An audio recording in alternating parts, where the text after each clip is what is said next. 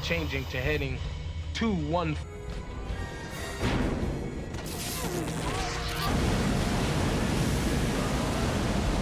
The surface. How deep are they? I designed the damn thing. Yeah, and Benthic Petroleum paid for it, so as long as they're holding...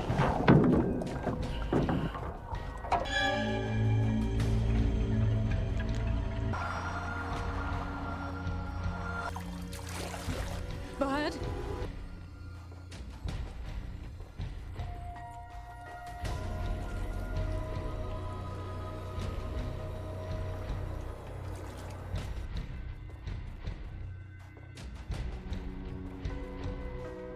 The USS Montana, a colossal nuclear missile submarine, pride of the U.S. Navy, navigates the depths on a crucial mission.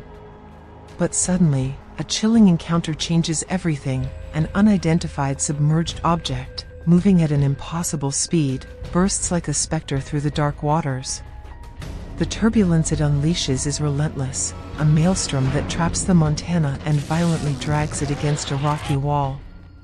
Metal groans, water mercilessly invades, and the submarine sinks, mortally wounded, to rest at 274 meters deep, on the edge of the unfathomable abyss of the Cayman Trench, a 7,686-meter void that seems to whisper terrifying secrets.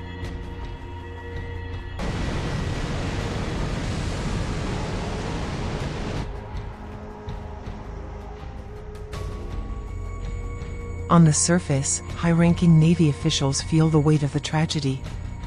With heavy hearts, they devise a desperate rescue operation. They recruit the Deep Core, an experimental underwater drilling platform, a technological titan anchored 518 meters below sea level. An elite team of SEAL commands, trained to face the impossible, is sent into the ocean's depths. But they are not alone. Dr. Lindsay Brigman, the brilliant mind behind the Deep Core, insists with a mix of determination and fear on joining the mission. Her presence adds a layer of tension, as waiting for her on the platform is Virgil "Bud" Brigman, her ex-husband, the facility's supervisor, with whom she shares a past full of unhealed wounds.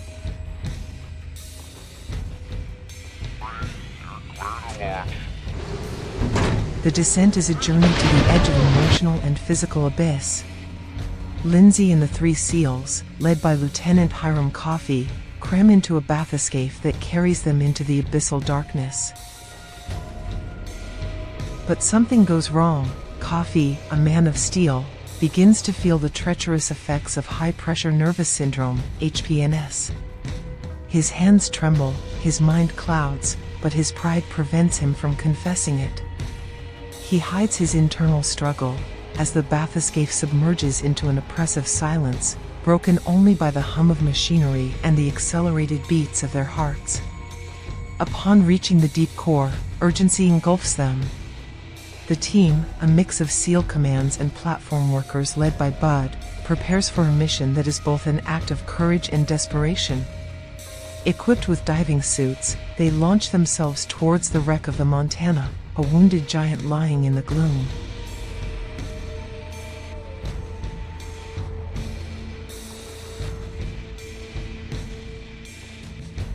The search is heartbreaking. The workers, with their souls in suspense, find only the lifeless bodies of the sailors, trapped in a cruel fate.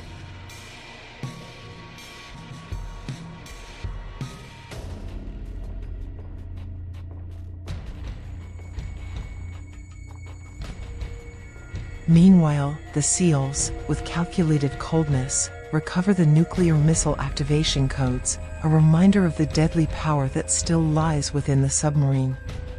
Amidst the oppressive darkness of the wreck, fear and mystery intertwine. Jammer, one of Bud's men, witnesses something impossible, a luminous phenomenon, like a spirit dancing in the depths.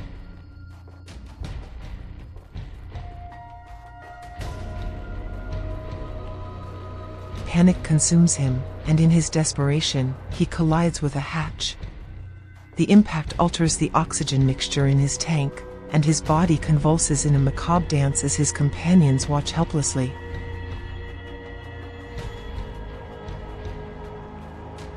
From a nearby submersible, Lindsay also sees that supernatural light. For an instant, the phenomenon stops beside her, as if observing her, before vanishing at a dizzying speed towards the Cayman Trench. Her heart pounds with a mix of awe and terror. What is this presence? A message, a threat, or something beyond human comprehension? Back on the deep core, the air is thick with unease. Lindsay, her heart still racing from what she witnessed, gathers the team and, with a voice trembling between awe and fear, describes the luminous phenomenon that danced in the depths. The three SEALs, hardened by years of training, exchange distrustful glances. In a dry tone, they suggest it could be a secret Russian weapon, a military artifact designed to lurk in the ocean's shadows. But in Lindsay's eyes, a spark of doubt shines. What she saw didn't seem to be of this world. Lieutenant Coffey, whose mind is already battling the grip of high-pressure nervous syndrome, HPNS, receives sharp orders from the surface: return to the Montana's wreck with his men to recover a nuclear warhead, a deadly Cold War trophy. Without hesitation, he requisitions the submersible that was supposed to be used to decouple the deep core from the benthic explorer, the ship connecting them to the outside world via crane. The cold, authoritarian decision sparks resentment among the platform team, but there's no time to argue. Above, on the surface, the ocean roars with fury. A relentless storm batters the area, and the benthic explorer sways under monstrous waves. The crane, which should have been released, cannot withstand the assault. With a deafening screech, it collapses and plunges into the abyss, crashing a few meters from the deep core. The impact shakes the platform like an underwater earthquake, and the crane cable, still hooked, drags the station towards the Cayman Trench. Hearts stop as the deep core slides towards the edge of the precipice. By a miracle, the fall stops upon colliding with a rock formation, but the damage is done. Walls groan, water bursts in violently, and panic seizes everyone.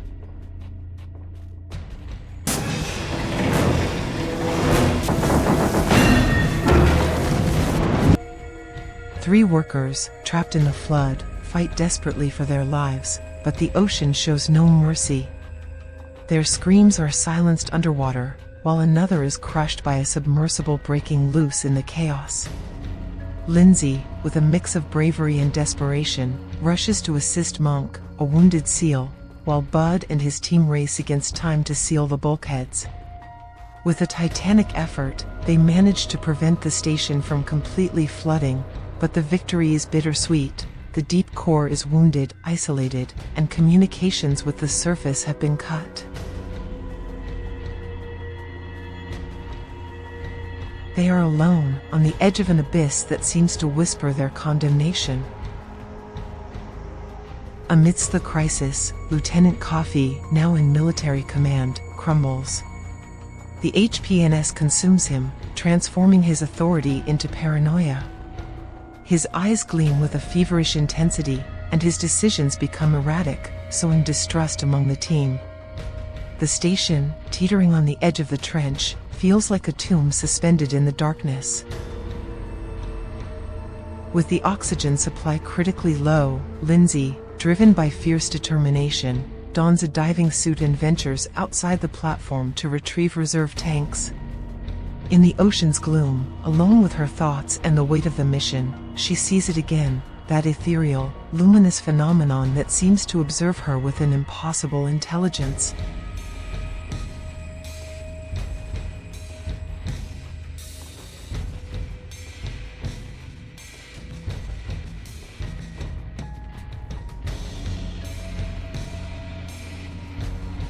Her heart pounds with a mix of fear and fascination, but when she returns and tells them, the others look at her with skepticism, as if the abyss had clouded her judgment.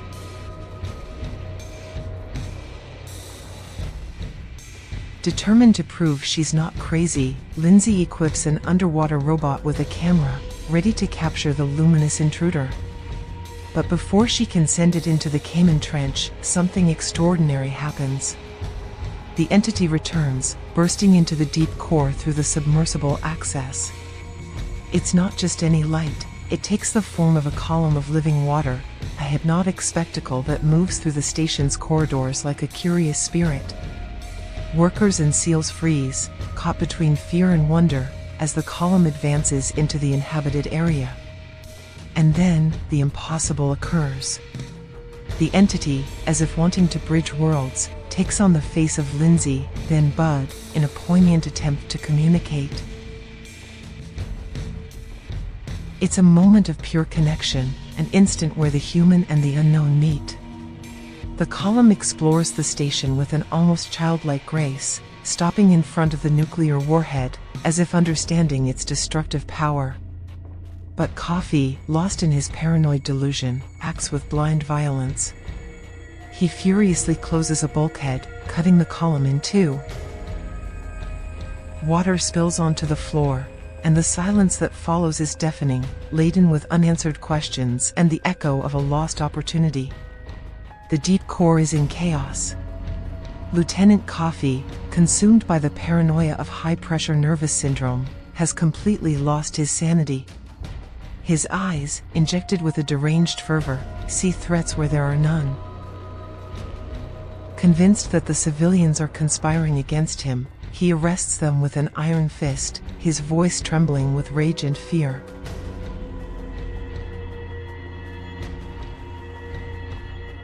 His plan is terrifying: to attach the nuclear warhead to Lindsay's underwater robot and send it into the heart of the Cayman Trench to annihilate whatever lurks in the depths. It's an act of desperation, a war cry against the unknown. Locked up by the SEALs, Lindsay, Bud, and their team are trapped, with fear and helplessness gnawing at their souls. But hope emerges from the darkness. Jammer, the worker who had collapsed in the Montana's wreck, miraculously wakes from his coma. With a strength born of survival instinct, he frees them.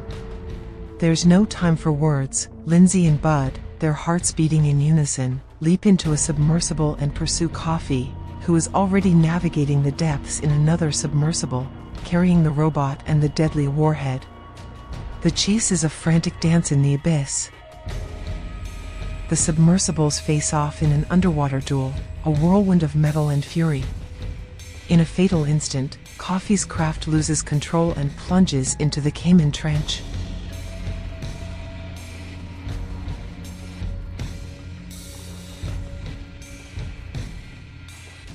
The ocean's relentless pressure crushes it, and the submersible implodes in a silent explosion, swallowed by the darkness. But the warhead, freed from the robot, sinks into the depths, a death sentence still active. Bud and Lindsay's submersible, wounded in battle, begins to succumb to the water relentlessly seeping in. Only one oxygen mask remains, and time is running out. In a breathtaking act of love and sacrifice, Lindsay makes a heartbreaking decision: she will voluntarily drown, entering hypothermia, trusting that Bud, a stronger swimmer, can bring her back to the deep core and save her. With tears in her eyes and a voice broken by emotion, they declare their love, an eternal vow in the ocean's cold embrace. Bud, heartbroken, hesitates, but the weight of his promise compels him to act.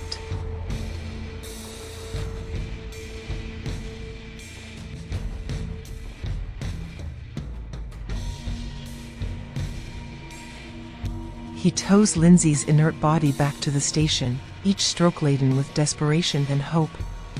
On the deep core, the team races against the clock. With trembling hands and shouts of encouragement, they perform CPR on Lindsay. Every compression is a plea, every breath a prayer to the universe.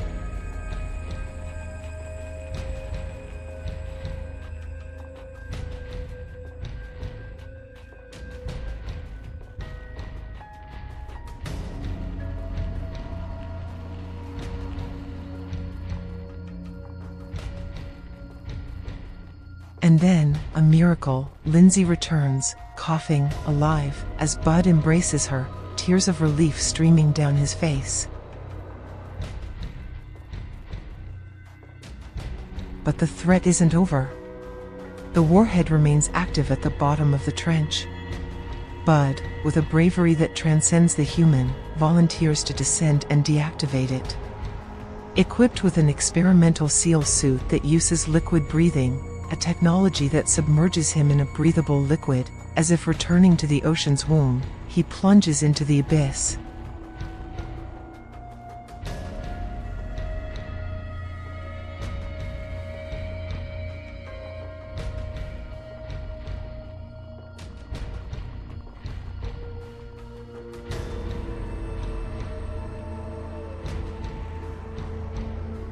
He reaches the warhead, his hands working with precision under crushing pressure.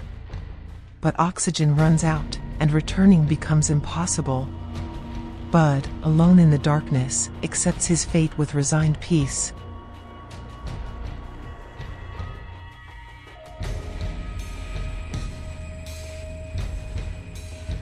Then, a glimmer of hope illuminates the abyss. A luminous creature, ethereal and majestic, guides him towards an impossible vision, an underwater city, a kingdom of light and wonder in the heart of the trench. The beings, with an intelligence that transcends human understanding, create an air bubble for Bud.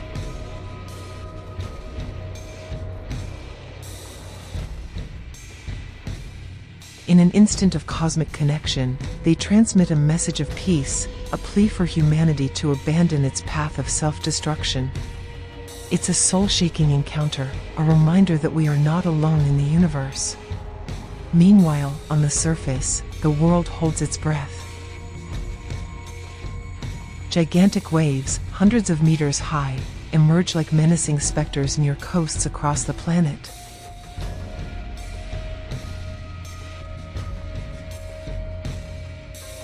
But, in an act of clemency, they disappear without causing harm. It's a warning, a message from the extraterrestrials for humanity to look within itself and choose a different future. And then, the final miracle. The alien craft ascends from the depths, carrying Bud and raising the entire deep core to the surface. Against all logic, no one suffers the effects of decompression, as if the beings from the trench protected them with their impossible technology. The platform emerges under a stormy sky, a symbol of rebirth. Bud and Lindsay, exhausted but alive, run towards each other on the deck of the deep core. Their gazes meet, laden with everything they've experienced: fear, sacrifice, love. They embrace and kiss, a kiss that seals their reunion and promises a new beginning, while the ocean, a silent witness, whispers its secrets to the world.